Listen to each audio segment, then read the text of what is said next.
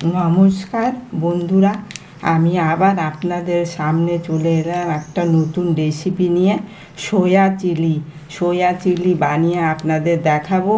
আমার সাথে শুরু থেকে শেষ অবধি থাকবেন। দেখুন, এখানে আমি জল ফুটতে দিয়েছি, জল ফুটে গেছে। এবার এটাতে আমি দিয়ে একটু সিদ্ধ করে নিচ্ছি সোয়াবিনগুলো। দেখুন, এরকমভাবে একটু সিদ্ধ করে নিই, 20 মিনিট সিদ্ধ করে নিচ্ছি। দেখুন, এটাকে সিদ্ধ করে নিলাম সোয়াবিনটাকে। এবারে এটাতে এক এক করে সব দিয়ে দিচ্ছি। কর্নফ্লাওয়ার দিয়ে দিচ্ছি আন্দাজ করে। দেখুন, 3 চামচ দিয়ে দিলাম। এবার এটাতে একটু নুন দিচ্ছি আন্দাজ করে।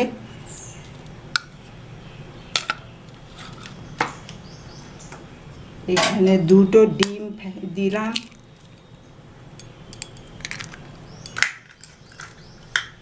এই ডিমটাকে দেখুন ফাটিয়ে দিয়ে দিলাম 2টো ডিম।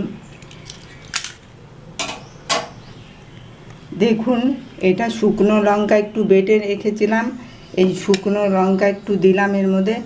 এটা গ্রেভির জন্য আবার রেখে দিতে হবে। এখানে আদা কাঁচা লঙ্কার পেস্ট, এইখানে একটু জিরের গুঁড়ো দিলাম। একটু আমি চিকেন মশলা এইটাতে দিই, তাহলে টেস্টটা বেড়ে যায়। যখনই করি আমি চিকেন মশলাটা একটু দেবই।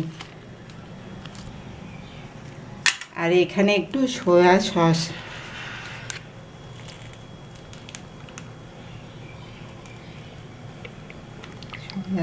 দিয়ে দিলাম। এবার এটাকে আমি মেখে নিচ্ছি। দেখুন, এবার আমি সব মেখে নিয়েছি। এবার আমার তেলটাও গরম হয়ে গেছে। এবার আমি তেলে দিয়ে দিচ্ছি। তেলে দিয়ে এবার ভেজে নিচ্ছি। দেখুন,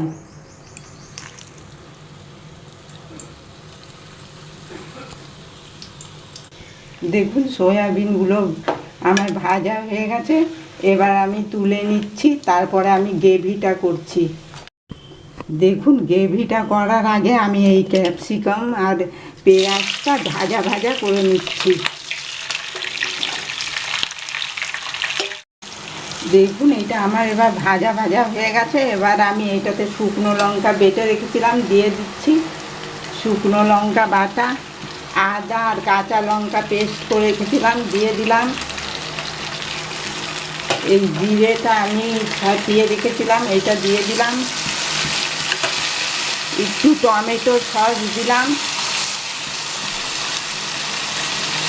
টমেটো সস আর একটু সয়া সস দিয়ে এবার গোলমরিচের একটু গুঁড়ো দিচ্ছি। একটু নুন দিয়ে দিলাম আন্দাজ করে। এবার এইটাকে আমি সব ভালো করে গ্রেভি করে নিচ্ছি একটা। বন্ধুরা দেখুন, এবার আমার এই গ্রেভিটা রেডি হয়ে গেছে। আমি এবার এই সোয়াগুলো দিয়ে দিলাম এতে। আমি একটু গরম জল করে রেখেছিলাম, গরম জলও দিয়ে দিচ্ছি। দিয়ে আমি একবার এটাকে নাড়িয়ে চাড়িয়ে নিচ্ছি ভালো করে।